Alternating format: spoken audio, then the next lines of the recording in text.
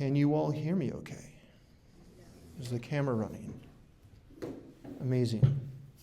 Thank you everyone for coming out for this panel on mental training hosted by me, Corwin, of SharperMind Training. I have here a collection of fine fencing parents, and one who's a fencer and a parent, but whose kids are not yet fencing, but a experienced and esteemed coach, the fencing coach, in fact, to talk a little bit about their experiences of observing the impacts of mental training with their kids, or in Damien's case, with his students. So what I'm going to do right now is pass the mic down, just ask each of you to introduce yourselves briefly, and then ask you a couple questions about what you've seen in, around mental training. Thank you. My name is Rahul Maniktala. Live in San Jose, California. I have two kids, a rising junior and a rising sophomore. They've both been fencing for about 8-9 years now, and we had an opportunity to meet with Corwin when he had just started the SharperMind training, and we engaged with him and saw a lot of benefits, which we'll talk about as we go along. Thank you. Hello, my name is Scott Herndon. We are from the Dallas, Texas area. My son is I've been fencing for about 7 years in épée, and worked with Corwin about all of last year, or about 6 months of last year. It's been fantastic. We've really seen a change in not just his fencing attitude, but how he approaches kind of everything. It's been nice. Well, hello everyone.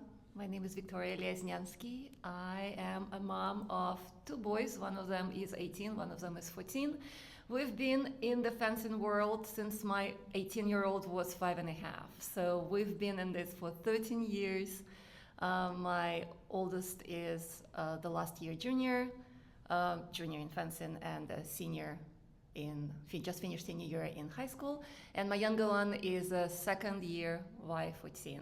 And we're in épée, and I'm happy. If you have any questions after, I'm happy to talk to you, but I just wanted to let you know that we've been in this for a very long time, and I can answer a lot of questions related to mental strength and fencing and anything else in between. Thank you. Hey everybody, I'm Damien Lehfeldt. I'm chair of USA Fencing. Very happy to be here on this panel today. Thank you, Corwin, for inviting me. I've been a member of USA Fencing for about 30 years. I've kind of worn every hat as a competitor, coach, referee, subpoenaed by Congress as well. So I've worn every single hat, and so happy to answer any questions that you have, and grateful to be a part of this panel. Thanks, gang. So I guess really the simple question I'm going to present, a little bit open-ended to you all, is, and I guess we'll just go down the line again, is what are the impacts you've seen from mental training? Like, I guess what made you think, hey, this might be helpful, and what were some specific things that you saw as a result of whatever mental training your kids or students have done in their time as fencers? I think what stands out for me is the focus and the attitude. Especially, I think when Corwin engaged, and he shared with the kids about the breathing techniques as well as the visualization aspect. Especially with my son, he has ADHD. It helped him calm down quite a bit. He used to throw his mask and all those things. So calm down, focus, and just have the right mindset. Winning or losing was not the only thing, but just playing it right. So those were the big things that we noticed with him. For my son, it was about being able to refocus himself and understand what he could and couldn't control, which was really helpful for me as a parent as well, because when you see your kid spiraling or having an issue, and sometimes I'm not sure what to say or how to tell them, here's what you need to do. Building the tools for him that he could say, this is what I can control, and when I'm in control of what I do well, I can excel. And that way he comes back, he's in the moment, and we saw that change. And it wasn't just in fencing, and I've said this before multiple times, it changed a lot of elements of my son's life. he approaches school this way as well. He has a process. He talks about what he's going to, he thinks through how he's going to handle tests and other things like that give him anxiety, and it's been very helpful. Okay, this is probably going to be a little bit longer. My son rolls his eyes. I just wanted to give you some more specific examples of how this helped. And yes, Kat, I'm going to use you as an example as well, so brace yourself. So my oldest son, Simon, who's sitting right there, he's going to be on the panel. He worked with Corwin. He decided to work with Corwin when they fenced against each other in teams, I think about a little bit over a year and a half ago. And Corwin really represents in real life mental strength, but he represents it on strip as well. If any of you have seen him fencing, he really does what he teaches our kids to do. He's very, very mentally strong. And so Simon decided to work with him because our biggest challenges were that no matter how much he trained, and he still trains 6 days a week at the Lions Fencing Academy in Houston, Texas, the results were not there. And I think a lot of parents can relate to this. Your kids want this so much. They live and breathe fencing, and they train, and they come, and they want to compete, and then that switch just doesn't work. And I remember maybe 3-4 years ago, we were staying in the same hotel as Kat Holmes, and funny enough, Simon, do you remember how we were at breakfast and Kat was there, and I'm like, Simon, look at Kat, look at that focus. Can you focus like Kat? Like she's like locked in. And Simon's like, no, I can't. So we knew we needed to work with somebody to help a little bit with mental focus right there. So when we started working with Corwin, which was a little bit over a year ago, I would say maybe March, April of last year, Simon, who was second year in juniors, he was maybe 63rd in seniors, and maybe 70th in seniors, and maybe around 50th in juniors. So I just wanted to give you a concrete example, okay? So you understand how important this is. He worked with Corwin. They had several sessions, probably for about 3 months. The next thing he had after working with Corwin was Summer Nationals last year. As a second year junior, he won Div 1 men's epee. He didn't fence better technically. I think the biggest difference was that he thought differently about how he fenced.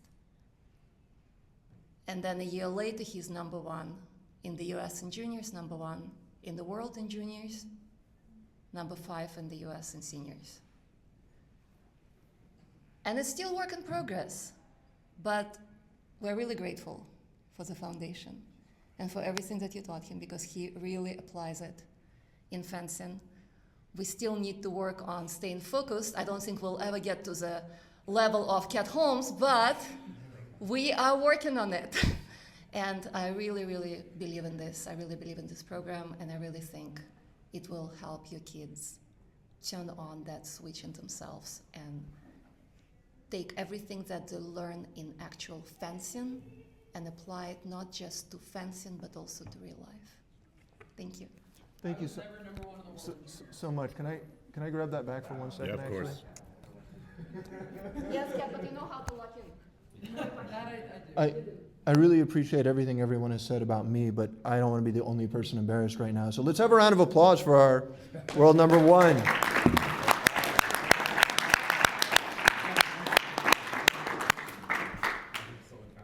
All right, back to you, Damien.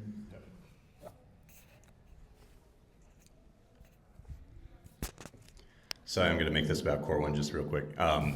In saying that, one of the observations I've made about Simon, refereeing him over the years, and this is part of the benefit of training, is that this is a high-pressure sport, right? And you go through mental training, it's going to help you manage this. When I am reffing Simon, and a bout is at 14-14, I just pretty much say, pack it up, we're going home, right? I know what that outcome is going to be because I could see that in those high-pressure situations, he deals with it. So on the subject of mental training, also is going to help you overcome adversity in crazy situations, not just on the strip, but off.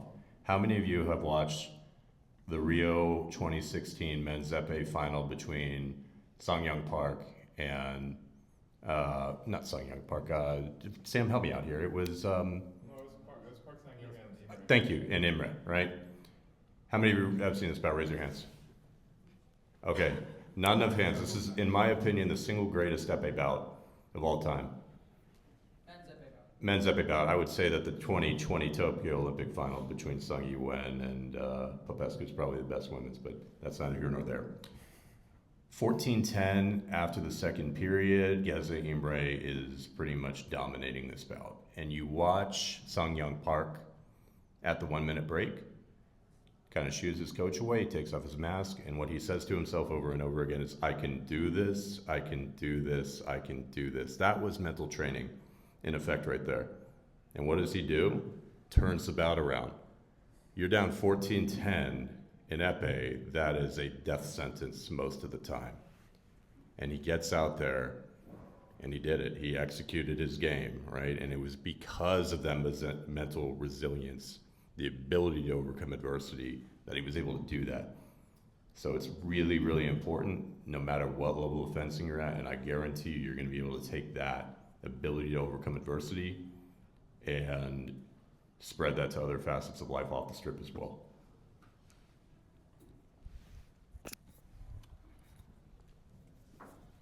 Thank you so much again to everybody. I have one more quick question for each of you.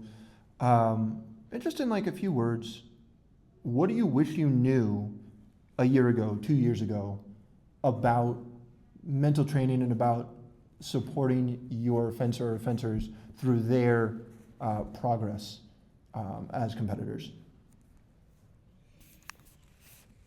I think the example that was just shared, as I've seen with my kids, as they transition from middle school to high school, the game was all about the mental focus versus the technique. They started fencing when they were like 5.5. My daughter was 6, and I think there is 6 years of technique was good enough. But when the transition happened, it was all about the mental focus, the clarity, and the resilience aspect. We were fortunate that we were in contact with him, and he was helping the kids get through that. So in retrospect, I think that's the timing is good, but the game changes to being totally mentally focused. I think it's seeing my son be able to kind of unlock trust in himself to do the things he knows how to do. Like you mentioned, they train all the time. He trains 4, 5, 6 days a week. It depends, And he described the moments after bouts in a really interesting way. He's like, it's like a horror movie where you see someone trying to unlock the car door, and they know how to use a key, and they know how the door works, but they can't get the key in because they're just not there. And yet, after the training, I could physically see him change his affect. Everything from breathing to visualization to just knowing when he needs to take 5 seconds for himself and figure out how to unlock the door. And for him, it was knowing, I know how to fence, but I'm getting in my own way. And seeing him make that change and then apply it to everything else outside of his life it's truly incredible. Yeah, and I definitely agree with this. And as already said, with fencing, there are 2 things that are super important. And number 1, of course, is technique. Of course, is how much you train, how dedicated you are, how much you want this. And that, of course, translates into how much you train and what you do on strip. But the second part of it is not to break apart when things get tough. How many of you kids like who are here, how many of you have been at a situation where it's, 14-10 and you're down and you're like, I'm done, this is it, I lost. I've watched my son up until probably age 16, when at 3-1 on a 15-point bout, he'll be like giving up. And I could see in his face he's giving up. And it has nothing to do with technique, right? You can absolutely catch up, which again, we've all seen in real life. You can't catch up from 14-10. I've seen it again with my son in the last year many, many times. 14-9, 14-10, he wins the bout. it's not about the technique. It's about truly learning the tools to center yourself and to believe in yourself. And of course, those tools are invaluable in real life, right? How many times are we going to be down 15 or 14-10 in real life? Many, many times. We all know this. And I think it's very important to give our kids this foundation. It's interesting. I was talking to a couple of the guys on the French men's épée national team in the last quad, and Corwin was asking about what's kind of changed in the last 3-4 years. And as part of their program, right, they are, of course, spending time bouting. They're spending time doing lessons. They're spending time doing some weightlifting supervised with a trainer. They're spending time doing stretching. But now they're really emphasizing the mental side of the game too. They're spending regular scheduled time with sports psychologists as part of their day-to-day work and what they're doing. And that's kind of the complete picture, right? We call this game physical chess for a reason. It really is a strategic game. It really is a mental game. So I think in the last 4 years, we're really seeing that shift more towards prioritizing mental wellness, mental fitness as part of fencing as well, because it is super important. And I wish I had known this when I was a competitor.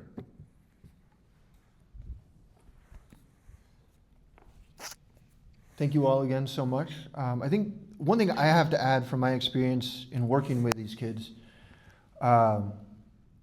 is again and again I see 15-year-olds, 18-year-olds, 12-year-olds come to work with me with great insight into what's happening. They understand it.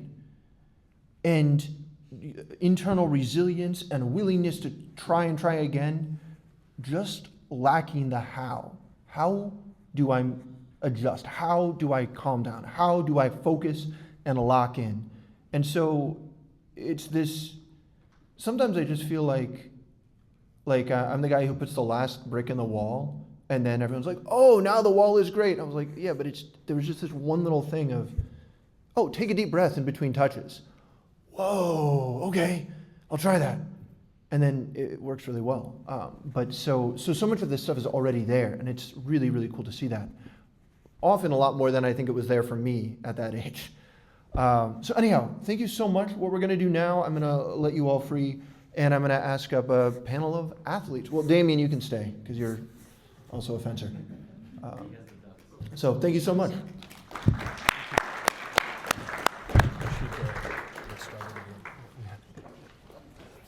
Absolutely. Thank you.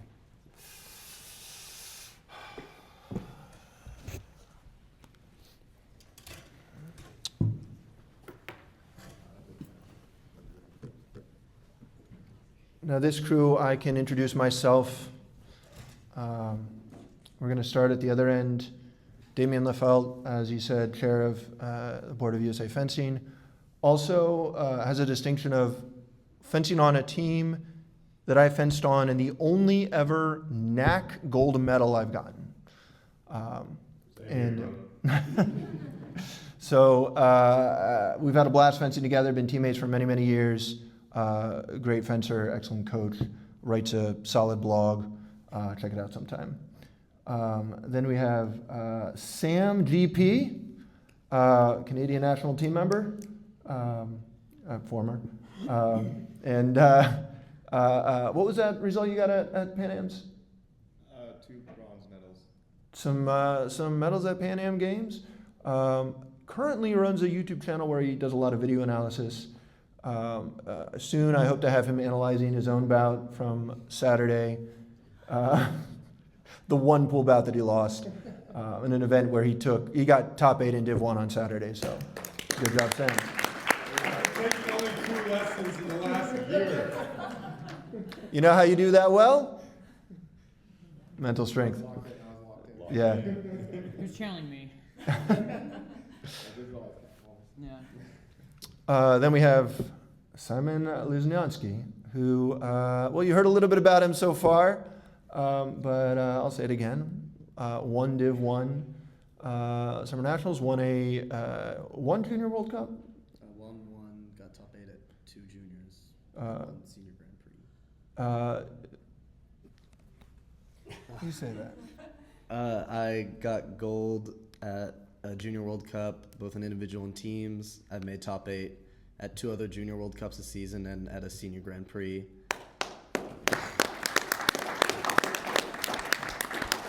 Couple NAC medals, but not nearly anything as good as the next person who's coming along. I had a lot longer to do it. Here, I want to hear what you say. Cat Holmes, dear friend. I've known him since he didn't have mental skills to share. Hey, we don't need to talk about that. I was terrible mentally for a while. 3-time Olympian. I have truly lost count of how many national championships you've won. I actually never won a senior national championship. Oh, I won some NACs, but I never was senior national champion. teams? Oh, well, yeah, a couple times. All right. Yeah, there's, I'm sure, a longer list that I don't know all of, but Nobody needs to know. It's fine. nobody needs to know. Cat Holmes' accomplishments are secret, and don't look them up. Widely known, though, as anchor of the USA team for team events for many years, and an incredibly mentally resilient fencer. Now, an incredibly mentally resilient Student doctor. student, A fourth-year medical student. fourth-year medical student. So close to being a doctor. I'm not hyper up too because we missed one really important credential, 2018 world champ, and was the anchor on that team as well. So Coming from behind in every single match. yeah,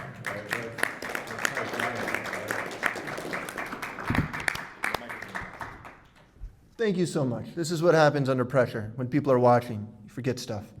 World champion. All right, so the first question I want to ask you all is very simply, what does mental training look like for you? Or what has it looked like for you? So I think for me, I fenced for 22 years, so it was a long time. It was really evolving. So I was a little bit of an aberration as a fencer in that I had no technique and was all mental skills. Any coach would tell you that. Although it was funny when we won world championships, then people were like, "Oh yeah, I know what you're doing. Like it's so beautiful and obvious out there." But before that, I actually got a lot of flack from people like, "Oh, you stick your arm out. What are you doing?" Anyway, but I think that it was a gift that I had in terms of my focus, and that carried me really well through cadets. I just kind of, to your mom's point, Simon, I would just be like locked in from the beginning of the day until the end of the day. But like that level of mental focus is pretty unsustainable like throughout the course of the day, and especially when you hit cadets and you're fencing cadets, juniors, Div 1, and then you're fencing on the international circuit. Like that really did not become feasible. And so really it became like an evolution of like kind of, this sounds so kitschy, but like self-exploration. But like what makes me compete well, and what does competing well look like for me? Because fencing is one of those sports where, as somebody once pointed out to me, when you're second, you're still first of all the losers. That was not very helpful, but like you're still always ending on a loss. And sometimes like when we talk about results, it's not always like you win the whole thing when it was your best day of fencing. And so what does fencing well look like? And then how do you adapt your life to it? So like, I went to Princeton University. I took time off in my junior and senior year to train for the Rio Olympics, came back to school, took the MCATs, took more time off to train for Tokyo, thought we were going to go to Tokyo and that was going to be great, and then the pandemic hit. How do you train during that? Meanwhile, I got into med school and they were like, you should start like before the Olympics starts. I was like, oh, maybe not, please. And then fenced in Tokyo, and then I was like, I think I got one more in me, and then had to completely adapt, and I qualified for Paris while being a med student. And so it was really a fluid process of like, where am I at in life, and where am I at in my fencing? And I think for me, one of the biggest things was, because I was so locked in and so focused, like how did I kind of bring my life to meet my fencing, in the sense that, fencing was my life. And even though I'm not fencing right now, it is my life in so many ways, and I owe so much to the sport. But for me, it became a lot of, and Corwin and I actually talked a lot about this, of like how do I like live my life? How do I become a happy person? And things like that you really carry onto the strip, because your mental skills and your mental training isn't just like, okay, like I'm on the strip and I'm locked in and I'm taking breaths and I have all these strategies. Like, trust me, I had all of them. And sometimes, like, because my life was rough or things weren't going well in my life, that bleeds onto the strip. And so for me, I think over the longevity of my career, I really learned that mental training applies to all aspects of your life. And the other thing I learned is, do not try to qualify for the Olympics while being in medical school. It is horrible, and a piece of your soul will die. That being said, if any of you want to go to medical school, I highly recommend, and happy to talk about that too.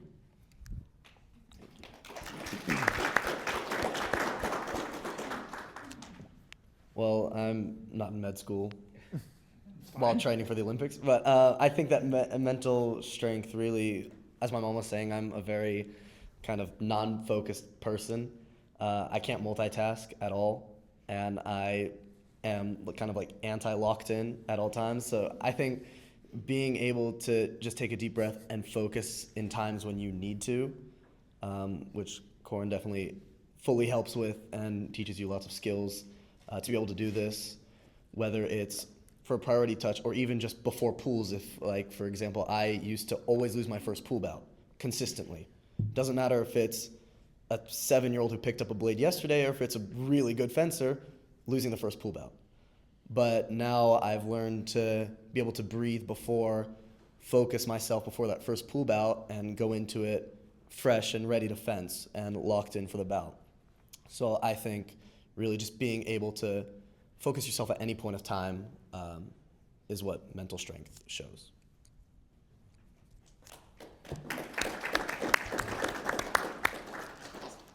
No, I am not a doctor. I'm not a doctor yet either, man. Oh, okay, cool. Okay, good. We're on the same page.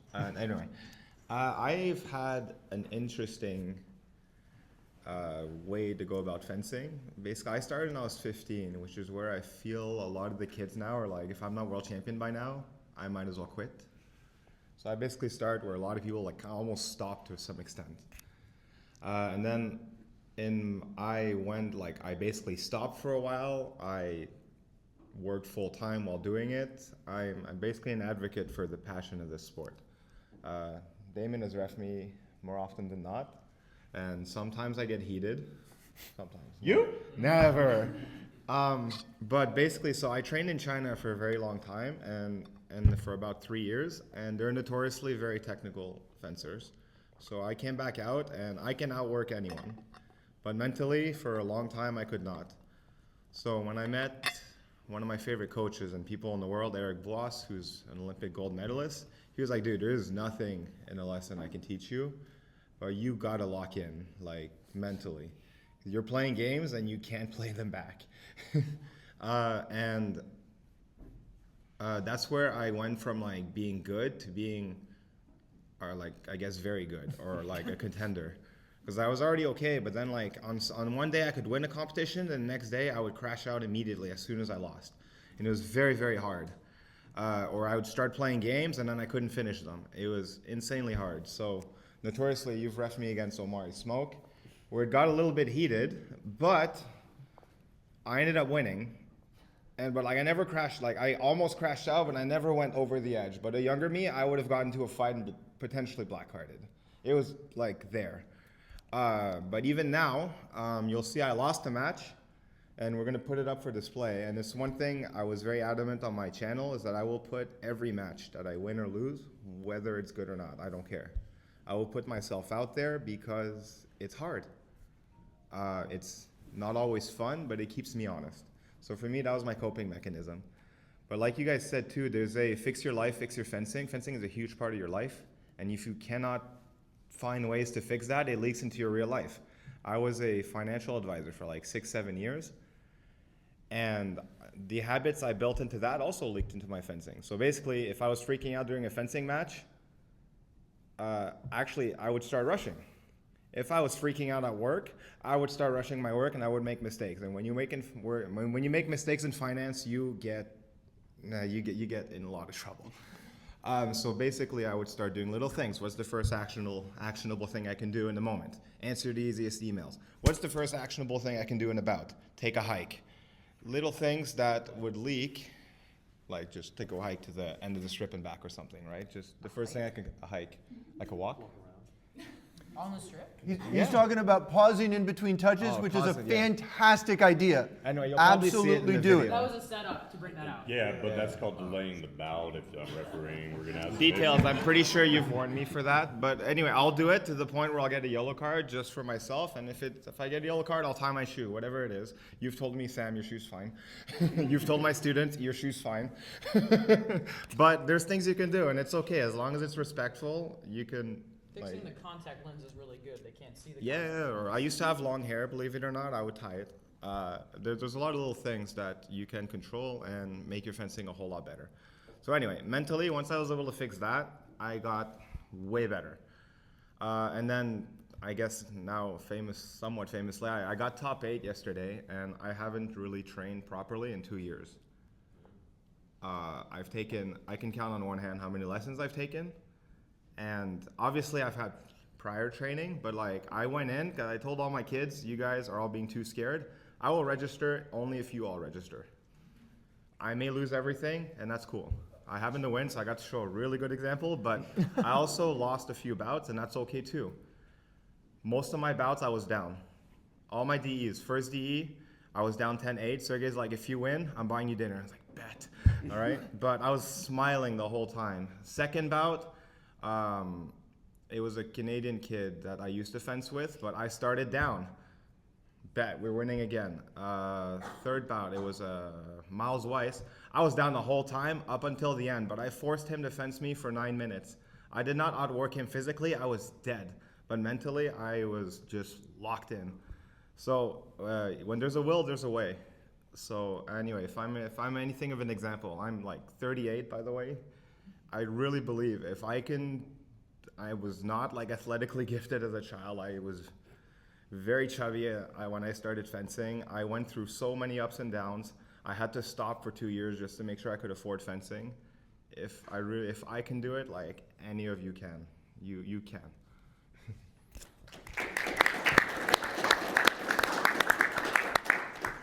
Yeah, one of the things I'll chime in with here is that unlike my fellow panelists, I wasn't very good at fencing. But at the same time, the mental skills that I got from fencing are something I've been able to carry with me for my entire life, right? So when I started working out of college, I was working for Deloitte, big four consulting firms. And I got the nickname serial killer. Why? Because it's not a great nickname to have. You don't want to be associated with that kind of brand. But when we would be doing presentations, we were in the final stages of a potential book of business.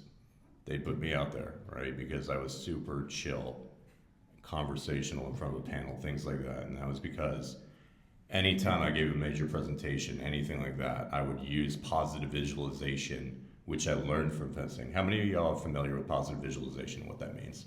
Show of hands. All right, you ever watch Michael Phelps before he competes? Pulls a hoodie up over his head, headphones on. He's basically convincing himself mentally that he is going to have a great race, get out there, do really, really, really well, right? That's kind of it in a high level nutshell, but it's basically hyping yourself up in a way that you know that you can accomplish anything. And I still use that in the business world too, to this day, in terms of those skills that I learned from fencing. I know that this presentation I'm about to give is gonna go really, really well, and I hype myself up for that way, right? I know when I have to go in front of Marjorie Taylor Greene in Congress, that I can use the skills that I learned from fencing to be able to do that, right? And so I guarantee you invest in yourself, you learn this mental training that my fellow panelists are talking about. When you decide to hang it up with fencing, it's gonna stay with you for the rest of your life in many facets of your life. So that's my 2 cents.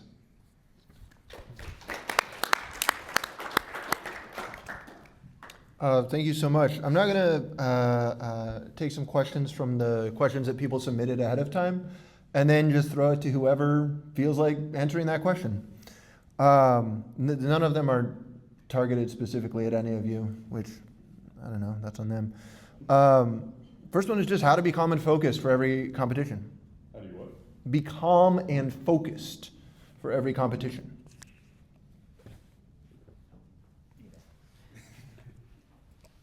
Now that I've been coaching like a lot more, a lot of my kids are like, how do you stay calm and focused? How do you get rid of stress, basically?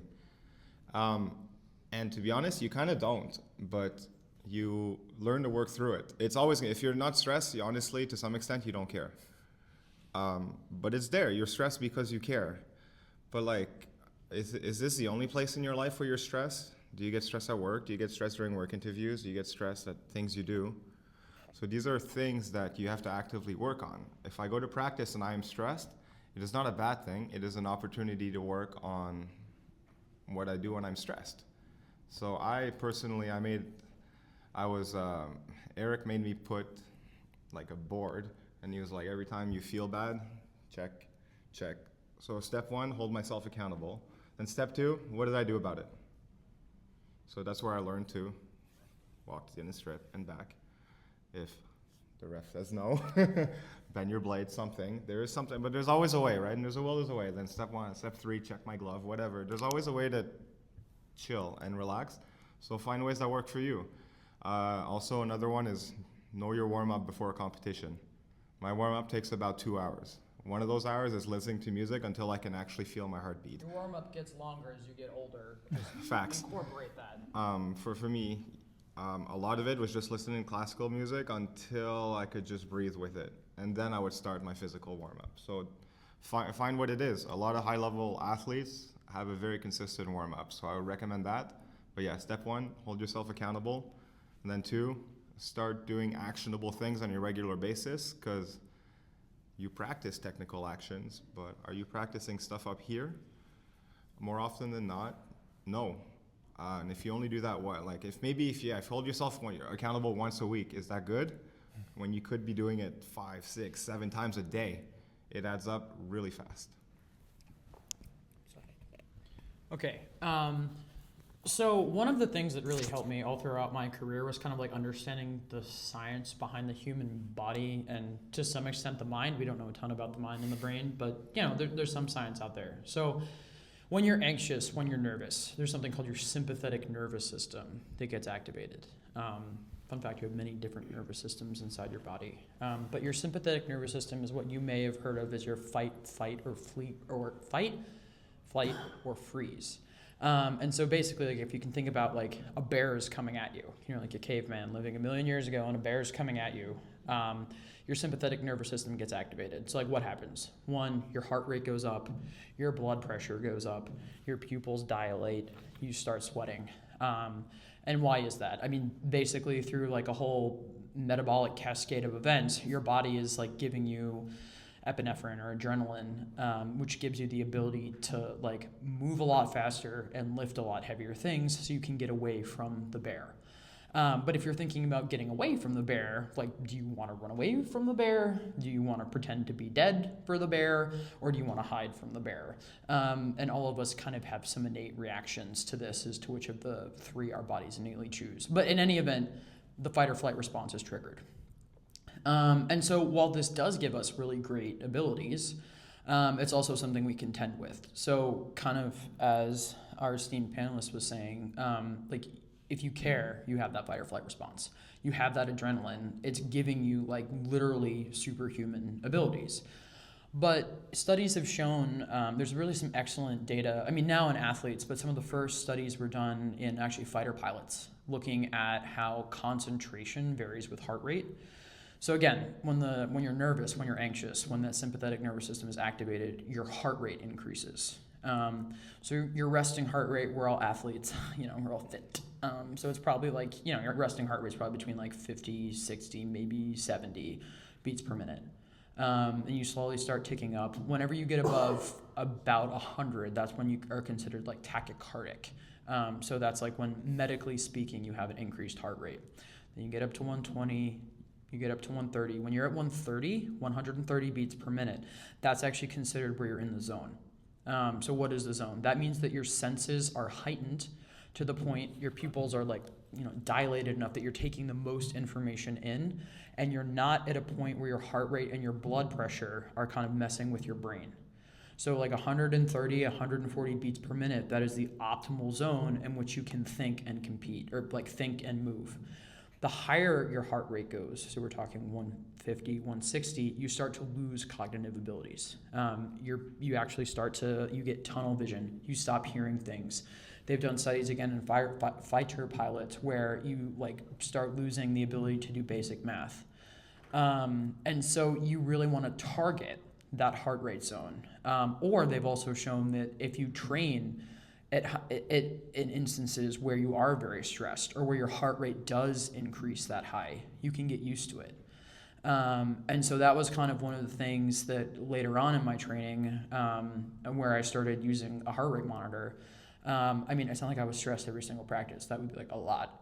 But I would try to get my heart rate up as high as I could and then try to really focus throughout that. So if your heart rate's at 160, and if your heart rate's at 160 and you're not stressed and you're pushing yourself that hard, like you feel very nauseous. But I push myself there and then try to get used to it, like try to think very tactically. And then I'd work really hard looking at my heart rate, trying to get myself into like peak condition where when I was competing, my heart rate would be at 130s or 140s. Okay, so what is all this and what is to do with mental training? But it's trying to like understand your own body's physiology and how you cognitively respond. And so what I used is like a thing called biofeedback. And again, like I said, it's again a little bit of eye roll here, but it's like self-exploration. Like how does your body respond and how can you learn to adapt to it? Thank you so much, Damien. Let me comment real quick on what Kat said, because first of all, absolutely, and thank you. And I think it's really important to have some understanding of the body and how it works under stress, etc.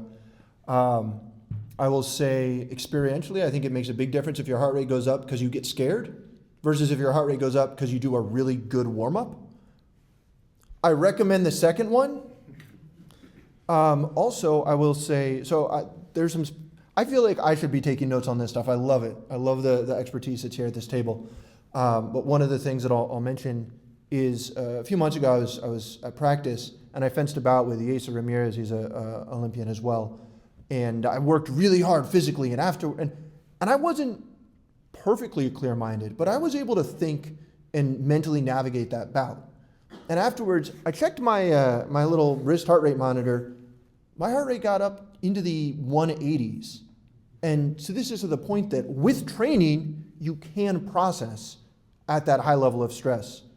But without regularly being there and working to still focus, it's going to be impossible. Damien, you had something to add, please. Yeah, something really, really brief. So Kat talked a little bit about the physiological aspects of locking in. And one of the things I'll tell you about this too is what you put in your body is a big part of it too, right? So I'm going to give you 3 words of advice. Don't drink alcohol. There are some folks in here, some of them are, but some of them might go to college and, it becomes a big part of the culture there. But when if you're in a social situation like that, right, and people are drinking, whatever, this causes anxiety when you're drinking, right? Your body responds to this in a negative way.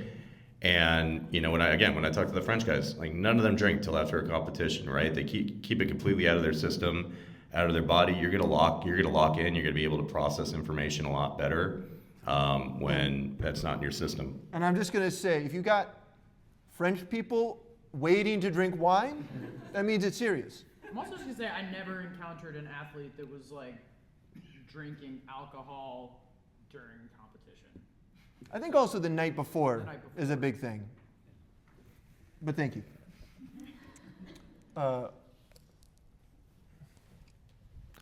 One other thing I want to piggyback off of what Sam said is walking back to the end of the strip.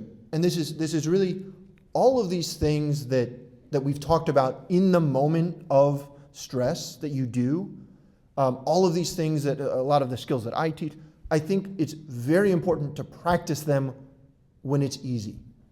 At practice, who has ever practiced pausing and taking a moment at the club? Just raise your hand. I got really annoyed with Corwin when he would do this against me because I was like, I gotta come and study, bro. Let's go. Right. And that annoyance from your teammates is perfect because that causes a little bit of stress. You're like, oh no, I better hurry up. The same as when the referee is saying, on guard. Damien, as the only active referee among us, close your ears. You don't have to get on guard until the referee cards you. Okay? But before then, it's just words. Take your time and focus. Calm down. Get where you need to be.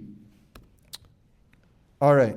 The next question is one that I love. It is, we got time for a couple more. What do you do for mental support to support yourselves leading up to and during competitions? And I love this question so much because the competition is the end result of a process of training.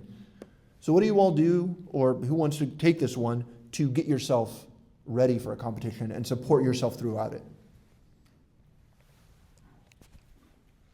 So I think a lot of it is routine. As Sam was saying, he has a routine, which is, he has 2 hours before every event. As much as possible. As long as possible, but not everybody's routine needs to be 2 hours. For example, I think my routine is more like 50 minutes, 55 minutes. Now it is. Yeah, for right now. I'm sure soon we'll get You to. have to stretch for an hour. Yeah. Do yoga for another. Yeah, but I'm a really big yapper. I talk a lot to friends, especially at competitions, because that's my social time. I'm in online school, so I don't talk to people often. But when I show up to a tournament, how I kind of relax is I take my breaths, but I'm also talking to a lot of people. Friends who I haven't seen for a while, coaches who I haven't seen in a bit. And it's just part of my routine at this point, to where I know I show up to any tournament, I'm going to talk for a bit. Maybe that's the first 10 minutes of my warm-up is just talking, warm up my tongue. Then I will end up doing jogging, stretching, same warm-up. I try to get the same warm-up at the club. So my coaches yell at me, I talk at the club. I tell them it's my warm-up for tournament. Sometimes it is. And so when you practice this warm-up that you have for the tournament at practice at the club, then when you're at the tournament, it feels like a less stressful environment. You're more used to, it's like a familiar warm-up for you. You're saying, oh, I've done this at the club, like the safety of my club. So you're warming up and you're feeling good, you're feeling relaxed, and you're prepared for fencing because it's the same as at practice where you're not stressed. So one thing I used to do is after then this took forever and maybe speaks to a little bit of my neuroticism, but I came with this on my own, but it's very helpful, is I would literally sit down and write everything I did from the night before the competition, like all the way through the end of the competition. And what that enabled me to do was when I had a good competition, I would go back and be like, what did I do? Like, I was in the zone. That's great. And like I said, I was very fortunate to have an innate ability to kind of get there. But sometimes you're not there. And so I was kind of like, like when I can't get, and I didn't even know what the zone was because I was like 14. But I was like, how come when I don't, like, how can I make myself feel that thing? And so like I have notebooks. I still like lug them around with me every time I move, even though I'm an adult, 32 years old. But like I would write like every single thing I did. And I looked back and I was like, oh man, like when I did well, this is what I did. And when I didn't do well, this is what I did, or this is what I didn't do. And that changed. Obviously, what I did when I was 14 was not the same as what I did when I was like 31 trying to qualify for Paris. Like it was very, very different. But like I didn't write it down as obsessively because I could then kind of go through it in my head. But that was so helpful. And again, because like Simon says, it's different for everybody. But again, like I can't emphasize enough, like it's self-exploration. But like what works for you and thinking about it. Nobody can tell you what to do. They can give you tools, but you have to figure out which tool works for you. Thank you so much. And absolutely, the idea of writing down what you do right, I cannot recommend that enough. As someone who did not do that for many years, I won national championships, and a couple months later, I was getting ready for a NAC, and my coach was like, yeah, what'd you do before you won cadet nationals? And I was like, I have no idea. I probably went to bed on time. And that was kind of all Just FYI, I preach this. well, eventually I did start writing it down. And let me tell you, it helped a lot. And I can look back over the, it was like the last couple of years of me competing and see more clearly what I was doing that was working and what I wanted to change. And it's something that I talk about with my clients is, you did well at that competition. What do you want to do again? Even you did badly, but what was one thing that you can take away and say, that was good. I want to do that part again.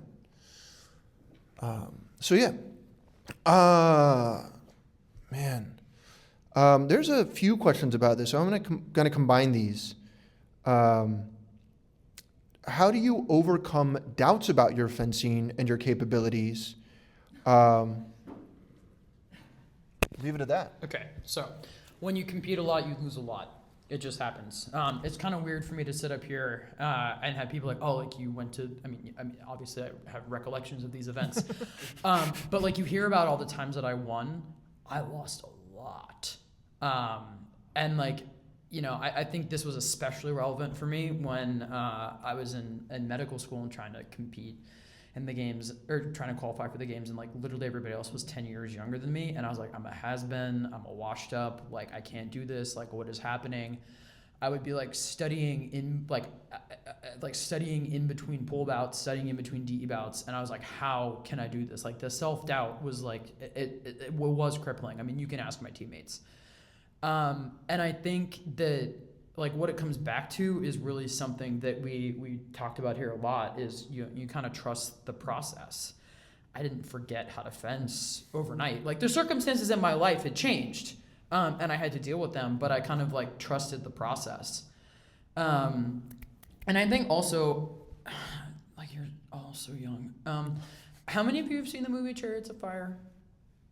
Any of the adults, maybe? Wow, okay. That is not even one handful of fingers. Okay, Chariots of Fire, in brief. So it's a movie, as was probably clear by the verb, see it. But it was about the first Olympic Games after World War I. And it was about running. And there were two athletes that qualified for these games. And like, long story short, one of them was supposed to compete on the Sabbath, and his family was like, yo, not cool, bro.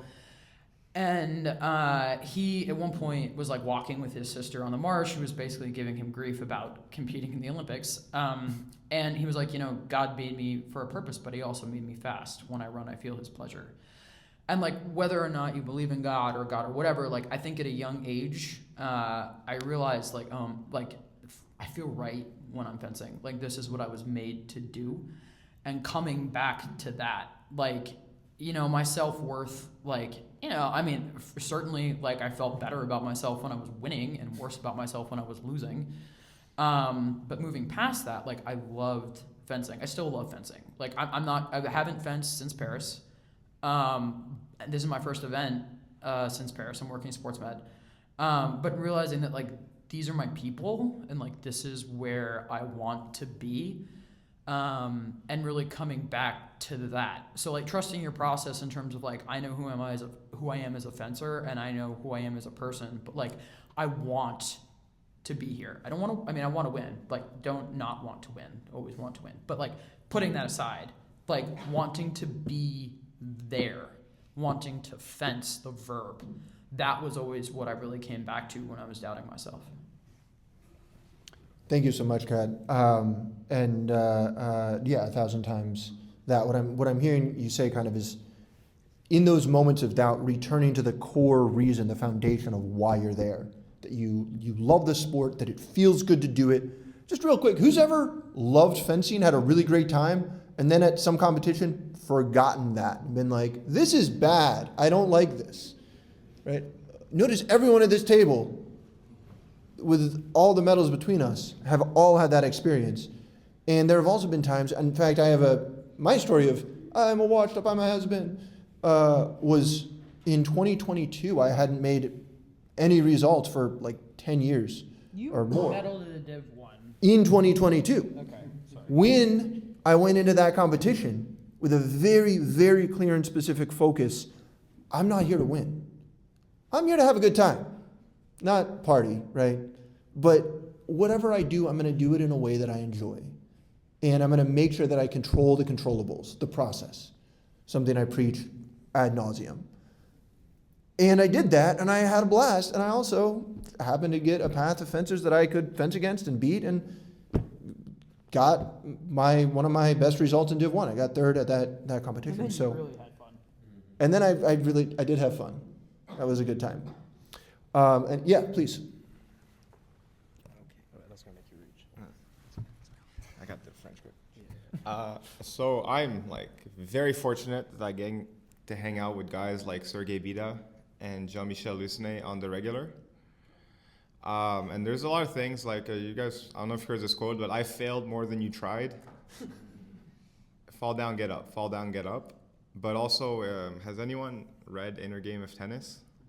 Yeah, this is a fantastic book. So For sure, highly too. recommend. So, not intimidating. But before any of us, even if I was coaching you, or anyone, even whoever, you are coaching yourself. This is self one. There's a little voice on your shoulder that is criticizing you heavily. And you would not, generally I find a lot of my students, I'm like, you would not let me talk to you the way you are talking to yourself. And the day I was like, oh my God. So when I first started my channel, I had this funny saying, I suck at fencing.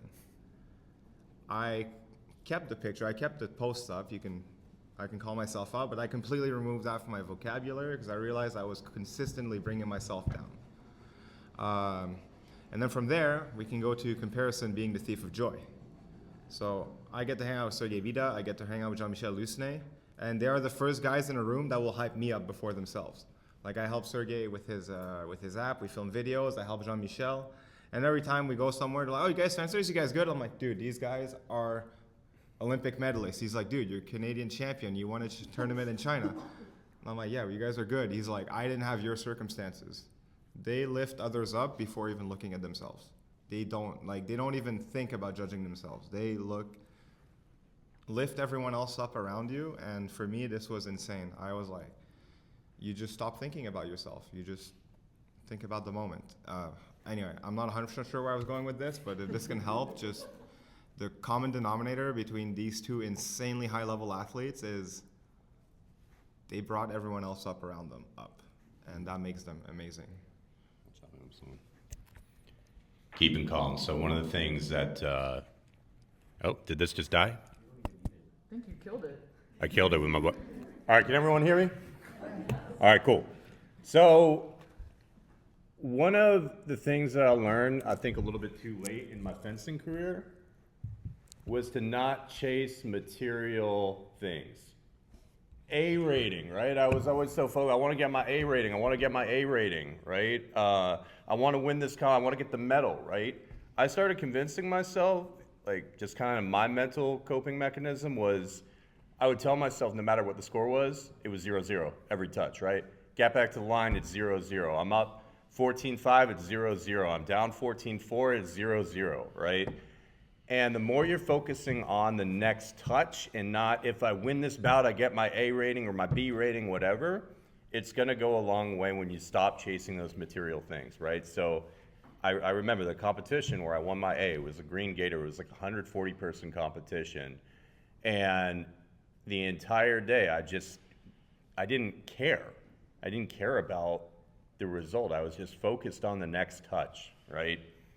And the more you can get in that mindset where you're not chasing things like if I make the 32, I'm going to get points and then I'm going to get into Harvard, right?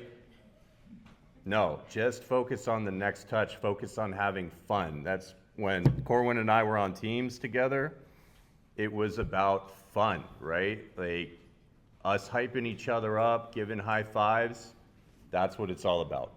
I just wanted to say that often what worked for me was pretending it was 14-14 at every touch. That's like how, again, like that's just how it worked for me. So different for everybody. Self-exploration, right? Find what works for you. Gang, thank you so much. I wish we could stay here for another hour and answer all of the questions I've got, but they're going to kick us out of this room eventually. So I'm going to bring it to a close here. And if you have a couple minutes to stick around, if people have questions, I'm certainly going to be here for a few minutes. I have some flyers up here if you want to see a picture of Simon after winning Div 1 and a quote from him about mental training. A couple resources as well, something about preparing for competitions, losing from not such a great competition, or learning from, learning from. And I even have stickers. Yeah, we're going to wrap up there for today. Thank you so much. And I want to hype Corwin up one more time, if I may. This is one of the best guys in the business when it comes to coaching others on this, understanding mental health, how to improve your mental fitness in fencing. I've seen this firsthand over the years as his teammate. I've heard people going through his clinics and seeing the skills that he coaches there. So I'm going to hype him up and say that this is one of the best guys to do it, and he's in this room right here. So Yeah, and just to embarrass him, I was but a wee lass when we met, and I had the first catastrophic injury of my fencing career. I sprained my ankle at the Amazon Open, and I was on the floor in great pain.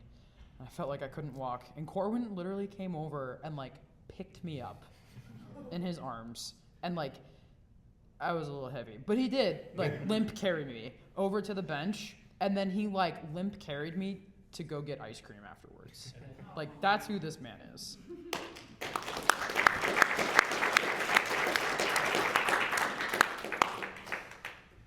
Thank you all so much. That's I think that's all we got for today. Really appreciate you all being here. Great to hear everything you had to say. people have questions too. Yeah, we can hang out for a minute. Want to talk about med school? Victoria, could you hit on the camera?